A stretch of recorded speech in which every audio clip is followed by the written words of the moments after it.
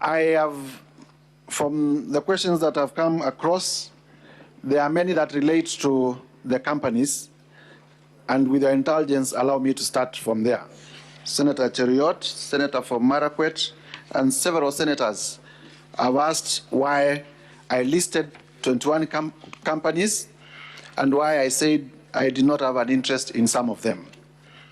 Number one, I think it is important for us to understand the context within which we are operating.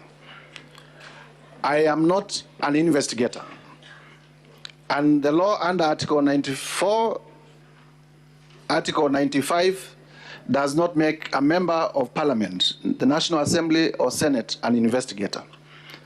What I'm required to do is to establish a prima facie case, to establish that what is happening is outside the requirements of the law. And having been in this country and with a lot of enthusiasm in matters governance, I also know that this Senate has had opportunity to consider the impeachment of the late Nderito Gachagua. And in that impeachment, because this is a house of record, you will realize that most of the companies that I've listed were also complained about by the County Assembly of Nyeri during the impeachment of Governor Nderito Gachagua. And the complaint was specifically that there was a brother to the late governor, and the brother is one Rigathi Gachagua, who was doing all the business in Nyeri County. And from that basis, therefore, I needed to expound to find out what these companies that had been complained about during that impeachment, what these companies that had been complained about in the Esther Minor decision in terms of money laundering had to do with the Deputy President and the things that I'm alleging against him. And it is on that basis that I listed these companies. I want to invite members of this Senate to also know that in doing this, it is not just about the direct evidence. It is also about the circumstantial evidence. It's also about the circumstances that led to where we are. That there are companies that were complained about doing business in Nyeri County.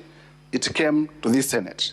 That the same companies were complained about doing money laundering, and a decision of the High Court by Justice Maina has been tabled before you.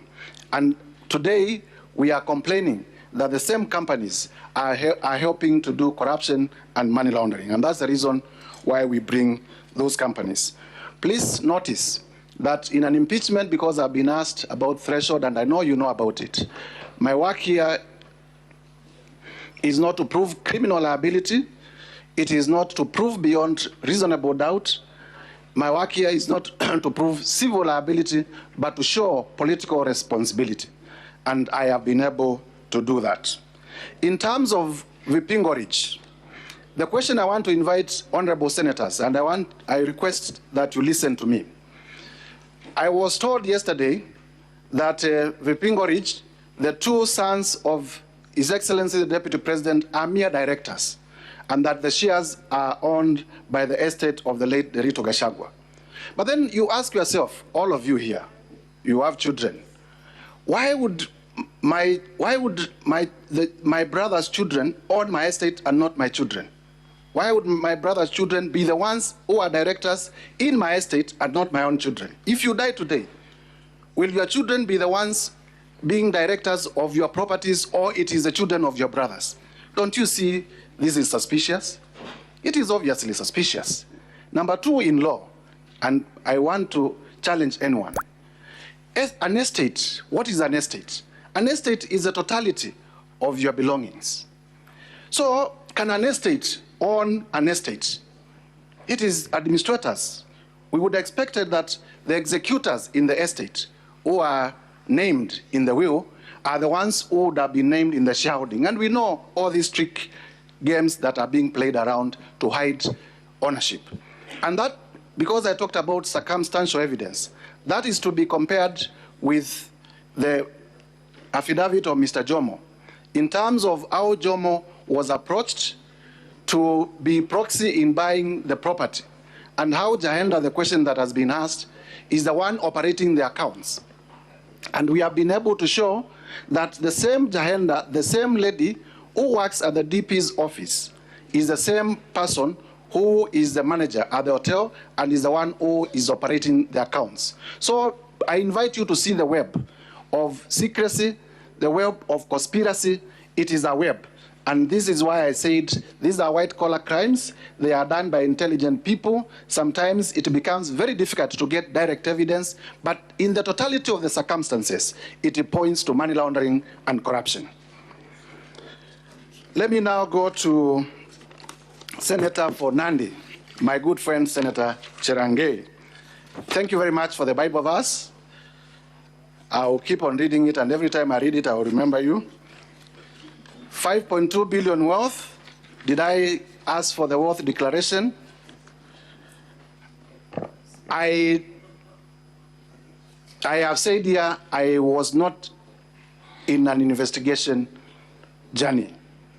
I was doing my role under the law to establish a prima facie case. And the last I know, in terms of public declaration, because this has also been asked, the Deputy President, during the presidential debate, as a candidate for election, did declare that he was worth 800 million shillings. I have listed companies, I have listed suspicious transactions that lead me to the conclusion that he is now worth 5.2 billion shillings. The law on unexplained assets, because this is important. The law on unexplained assets is such that you are asked, you own this, please tell us how you acquired it. Because as far as we know, your legitimate income cannot support this. That is what I have done. I have listed properties that I have laid evidence that they are either directly or indirectly owned by the Deputy President. It is upon him, and this law is established. It is upon him to tell us where he got money to buy those properties, because in as far as we know, his legitimate sources of income do not support that income. Senator Kinyua, thank you for the question. Treetop Hotel is owned by KWS and therefore is a public institution. The expectation at law is that it should be, if it was to be leased, that needed to follow the Public Procurement and Disposal Act, and therefore would have expected an advertisement, a competitive process to leading to its acquisition and leasing to a private person. There is no evidence that that was done, and that's why I allege and I approved that the Deputy President used his office to influence the acquiring of Treetops Hotel, abuse of office. Whether we have had the opportunity to discuss with the children and the widows of the late Nerito Gachagua, please allow me not to comment on that, because there are requests also, as I said yesterday, that we keep certain matters that come to our knowledge during this process in secrecy. Senator for Samburu, the necessity of including the companies, I have said. The children of the children of Rigathi Gachagua, they are in, I think one is in his early 30s, the other one is in his late 20s. Whether there is an age limit for somebody to obtain a loan of 700 million, no, there isn't an age limit, but the guess, yours and mine, how many children of that age in the Republic of Kenya would have security enough to secure a loan of 600 million? Because to secure a loan of 600 million, the bankers tell us that you have to place property probably that is 10 times more in value than that. When did they acquire that property? Number two, it is not our evidence, and this is important for me to clarify, that Abadea's Safari Lodges was acquired through a loan. It is an explanation that we have discounted. He said that they obtained a loan of 600 million, but the only document that was produced is an offer letter for the loan. There is no evidence to show that the loan was granted. There is no evidence to show any charge on that loan. And therefore, it is our contention that that explanation is not conclusive. That explanation cannot suffice. And therefore, it goes back to the Deputy President to tell us where he got the 535 million, where he got the 143 million to buy those properties, because the loan is not substantiated. Senator, in terms of Olive Gardens, we have been able to show Julian Jahenda, the one managing the hotel and the one working in the DP's office, is one and the same person. Jomo, we bought the hotel on a promise that the Deputy President, the truth of the matter is that conclude, Honorable Mutuse. Jomo bought the hotel 2 minutes to as a proxy for the Deputy President. What problem do we have with refurbishment at the office of the Deputy President? We do not have a problem with the tender, we have a problem with the priorities. Kenyans today, and the Deputy President is talking about it, are crying about services. Is it a priority to renovate the office, or is it a priority to give water to the people of Kibwezi?